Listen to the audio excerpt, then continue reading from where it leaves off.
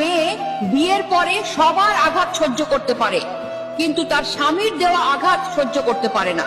কারণ একটা মেয়ে বিয়ের পরে তার স্বামীর সাথে হাজারটা ইচ্ছে পূরণ করার স্বপ্ন দেখে। তার ধারণা সবাই তাকে কষ্ট দিলেও তার স্বামী তাকে কষ্ট দিবে না।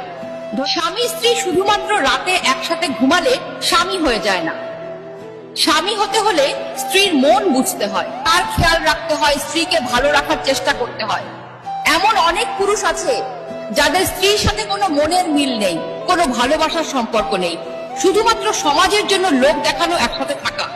যার স্বামী এমন, শুধুমাত্র সেই মেয়েটাই বোঝে জীবন্ত লাশ হয়ে বেঁচে থাকাটা কতটা কষ্টের। প্রতিটি বিবাহিত মেয়ের স্বপ্ন, সারাদিন পাখি যেমন এদিক ওদিক ছুটে বেড়ায়, আবার দিন শেষে ঘরে ফিরে ঠিক তেমনি দিন শেষে তার স্বামীও ঘরে ফিরবে, তার সাথে সুখ দুঃখের গল্প করবে, তাকে বুকে নিয়ে ঘুমাবে। কিন্তু আফসোস, সব মেয়ের ভাগ্যে তা স্ত্রীকে বোঝার ক্ষমতা স্বামীর থাকে না।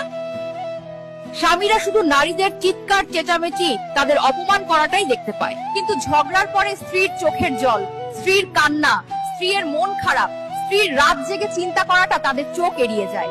একজন নারীকে তার স্বামীকে সত্যিই সবসময় কাছে চায়, আপন ভাবে সমস্ত কিছু বলতে চায়, কোনো বিপদে প্রথমে তাকেই পাশে চায়। এটা বোঝার ক্ষমতা বোধহয় স্বামীদের কোনোদিনই হবে না। আপনারা কি একমত আমার সাথে?